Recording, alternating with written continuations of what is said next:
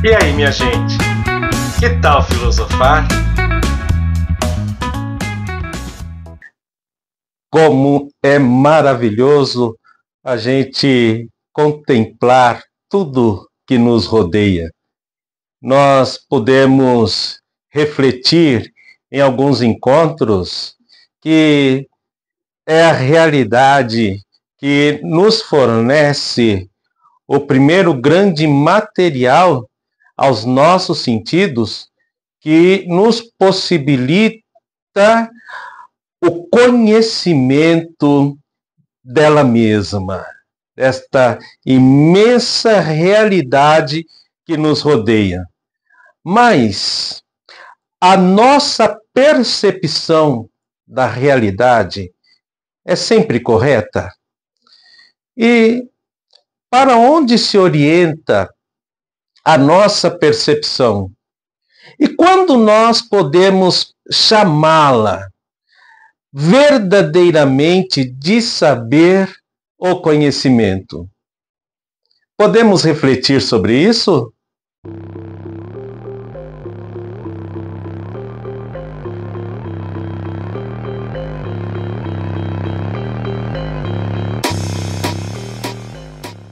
Como já pudemos refletir em outros momentos, nós somos envolvidos por uma realidade enorme, uma realidade que nos desafia, porque é uma realidade multifacetada, uma realidade plural, uma realidade multicolorida, com suas nuances, com seus tons, e uma realidade complexa, muito complexa, de tal forma que nós não conseguimos apreender a totalidade desta realidade de uma vez só. Porém, ela também não é vista só por nós. Não somos apenas nós que conhecemos esta realidade. Não sou só eu que conheço algum aspecto desta realidade. Por mais que eu a explore, por mais que eu pesquise, por mais que eu a conheça, aprofunde nesta complexa realidade, eu não poderei conhecê-la totalmente. Pelo menos sozinho não. Será preciso que haja uma troca de perspectivas, uma troca de ideias, troca de pontos de vista sobre esta imensa, complexa, multifacetada realidade. Por isso, a comunicação entre os seres humanos, e eu acredito também que entre os seres vivos do planeta, também aconteça. Porque não é só o ser humano que tem a capacidade de comunicar. Também os outros seres vivos têm a capacidade de comunicar algo. Podemos até considerar um tanto limitada a capacidade dos demais seres vivos nos comunicar algo. Mas nós temos a capacidade de, sim, tentar compreender o que o outro ser humano comunica, bem como os demais seres vivos comunicam. Porque não são só as palavras que servem para comunicar, mas também os sinais, os símbolos, os sons, a luz, tudo pode comunicar alguma coisa. As palavras são importantes, mas as palavras já atingem um outro nível, um nível mais elaborada, que aí sim está muito bem mais desenvolvida na vida do ser humano. As palavras que são estes conjuntos de sinais, de grafias, de sons, fonética, não é verdade?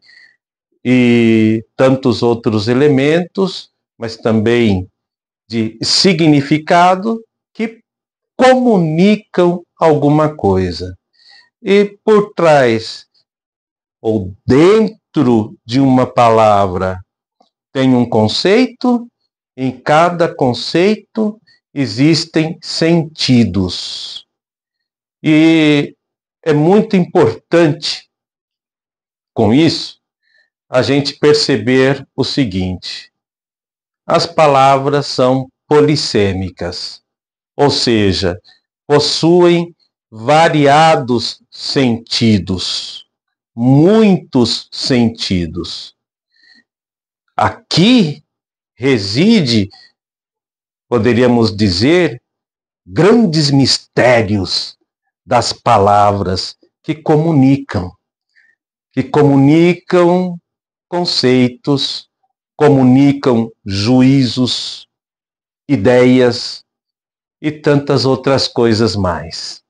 Devido à polissemia das palavras, dos conceitos, os múltiplos sentidos dos conceitos também, a gente precisa sempre revisar, não só em nível idiomático, as palavras, mas é importante que a gente revise os sentidos que as palavras, os juízos, as ideias têm para nós. Ultimamente, a gente tem visto muito forte a revisão da história. Quantas coisas nos ensinaram da história e que, na realidade, não eram bem daquele jeito que nos ensinaram. Tinha forças ideológicas por detrás e assim por diante. Quantas coisas são ensinados de textos antigos, de filósofos, e até mesmo da Sagrada Escritura, que tem outros sentidos.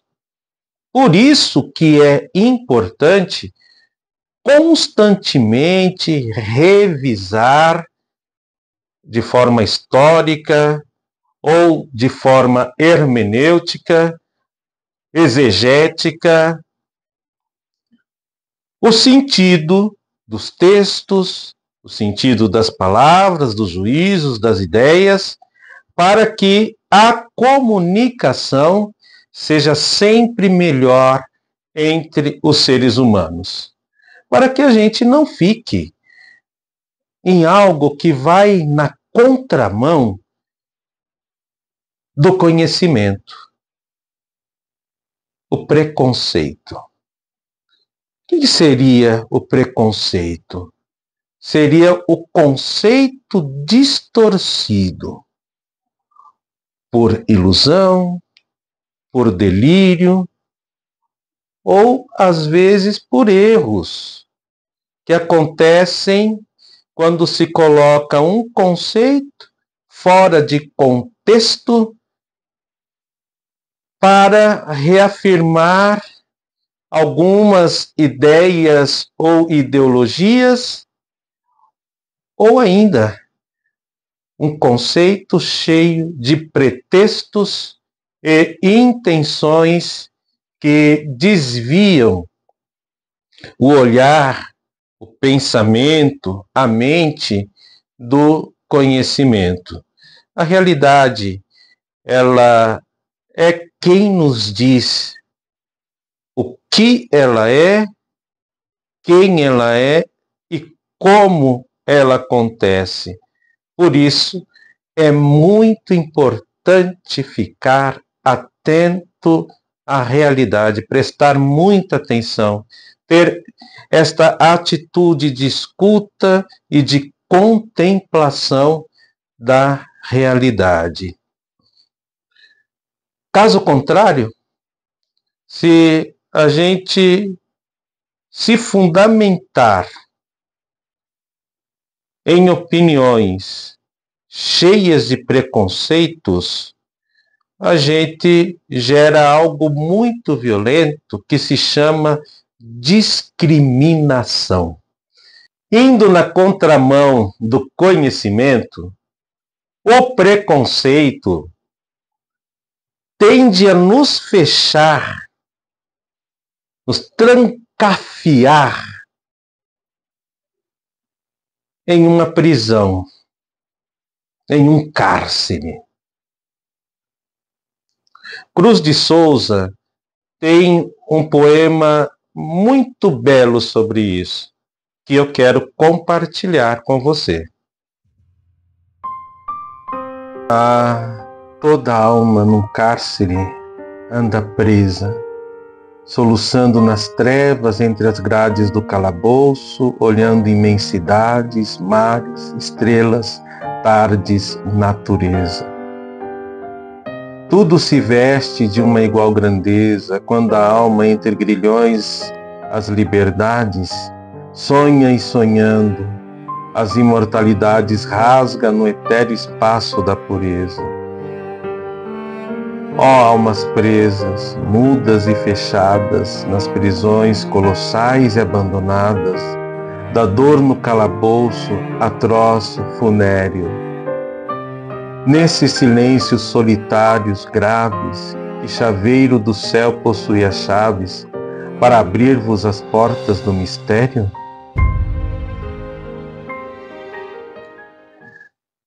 Pois é, minha gente. A alma encarcerada não consegue ver a realidade devidamente. O grande filósofo Platão retratou também esta alma encarcerada na alegoria da caverna. A alma fica encarcerada e não consegue ver a realidade de uma forma lúcida, iluminada, límpida. Consegue apenas ver uma realidade que se mostra apenas com fechos de luzes que estão ali na caverna. O preconceito é gerado neste ambiente de escuridão,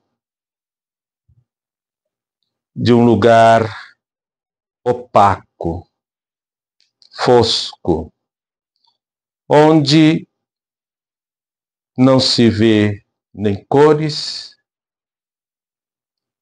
e nem nuances dessas cores. Não se vê nada. Preconceito é este encarceramento. E, como tal, gera discriminação, gera violência. O racismo, por exemplo, se fundamentou em preconceitos. E se fundamenta em preconceitos porque uma determinada classe de ser humano julga a outra classe inferior. Quanto o racismo fez e faz mal, não só para as sociedades espalhadas pelo mundo, mas na nossa sociedade brasileira. Quanto é triste a gente ver que a realidade do racismo ainda gera escravidão, gera subserviência, falta de oportunidades, porque fecha oportunidades para as pessoas que são indígenas ou que têm pele negra, justamente por serem consideradas inferiores. São coisas que acontecem em todos os lugares da sociedade. A misoginia também. Quantas mulheres que têm as mesmíssimas capacidades que os homens, ou ainda maiores capacidades que os homens, não ocupam cargos melhores pelo simples fato de serem mulheres. E quando ocupam, não têm o mesmo reconhecimento que os homens. São remuneradas de maneira inferior. Para não falar também da homofobia, que tem gerado violências cruéis, violência devastadora contra pessoas que fogem de um determinado padrão de orientação sexual. Que pena isso acontecer em pleno século XXI. É muito triste. É preciso a gente olhar para estas realidades de maneira lúcida, iluminada, límpida. E se a gente não tem os instrumentos adequados para isso, se precisamos de lentes para olhar a nossa realidade, procuremos lentes novas para que nós olhemos a realidade do jeito que ela realmente é.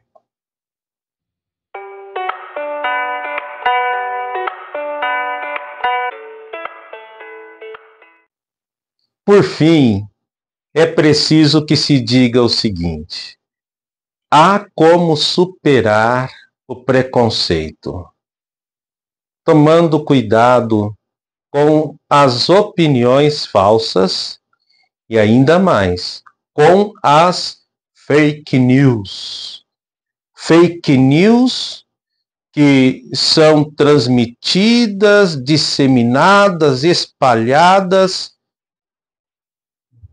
de uma forma veloz por alguns meios de comunicação, por algumas redes sociais, para deturpar a realidade para o outro, que incautamente ou por pressa de obter informação, ou ainda por uma mera superficialidade, não tem a coragem de buscar a fundo o conhecimento real de tudo aquilo que nos rodeia.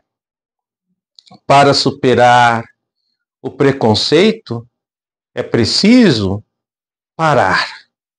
contemplar, escutar, perceber também, sentindo internamente o que a realidade diz.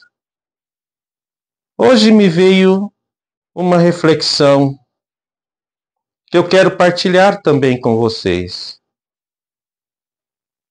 Na realidade em que vivemos, existem tantos mistérios, mistérios profundos, que tocam, sobretudo, o sentido da vida. E o primeiro dos grandes mistérios que nos deparamos é aquele mistério que está dentro de nós mesmos, que somos nós. Mas nós não podemos nos fechar em nós mesmos. É preciso entrar em contato com o que está fora, com o outro semelhante a nós, para que possamos nos conhecer melhor, conhecer esse imenso mistério.